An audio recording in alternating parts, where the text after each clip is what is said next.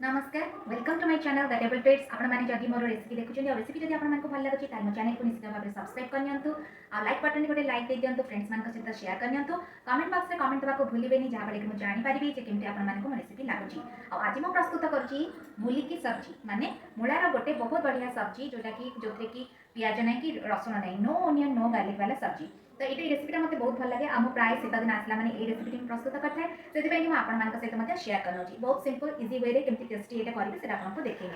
से मुझे तीन रु चारिटी नहीं मूला मूलाटा को भल कि कोरी नहीं तार जो देखो ऊपर भागटा पूरा काढ़ी शागटा को साग करके प्रस्तुत करता है शागटा प्रस्तुत कर बाकी मुझे लंका कंचा लंका नहीं फ्रेश कंचा लंका किसी नहीं अदा नहीं जेहेतु आम ए पियाज रसुण व्यवहार कले से अदा व्यवहार कर फाड़ी नड़िया नड़िया कोरिके एते मुझे देदेवी आउ जो मूलाटा अच्छे मूला को भी पूरापूरी कोरी नहीं तो आसतु देखी ना ये सादा सब्जीटा केमती मु प्रस्तुत करुँची आपण मैंने जब फेसबुक रे अच्छे इंस्टाग्राम रे अच्छे ताले मते फॉलो कर पारे से संचिता दास ना रे अच्छी आसतु ताले देखी ना प्रस्तुत प्रणाली मार्केट रे एबे मूला बहुत मिलुची आ से भी एकदम छनछनिया मूला एमती आनिकी थरे रेसिपी तैयारी करंतु तो मु जेमती तैयारी करुची देखिबे बढ़िया लागिबो सेथिपाई कि 2 रु 4 चामच सोरिष तेल टिके पके दोची मु सेथरे जीरा पके दोची बतुरा हेइथिबा टिके बिरी डाली आउ पके देबी एथिरे मु अदा काहेकि ना एटा पियाज रसुण मु एथिरे पकोनी अदार व्यवहार करुची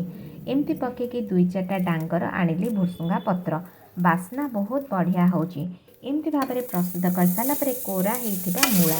मूला कोरिकी व्यवहार ये कर मूलार गंध रही आ पिला मानक गंध लगनी कि मूलार यहाँ तैयारी होता सब्जी भी से बारी पारे तो एमती प्रकार मूलार गोटे भजा प्रस्तुत करके रुटी सहित हो कि भात सहित हो कि सालाड बेला भी खाई हम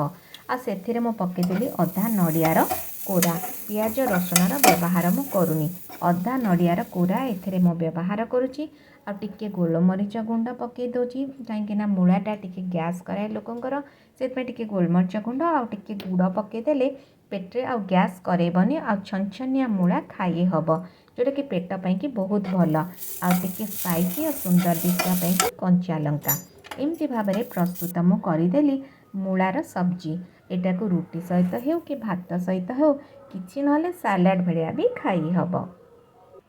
आप देरी न करी एमती थरे मूली की सब्जी प्रस्तुत करंतु मूलार ए स्वादिया सते निश्चित भाव में आपण मानक भल लागिबो पुणी गोटे नुआ रेसिपी सहित आसीबी stay healthy and keep smiling.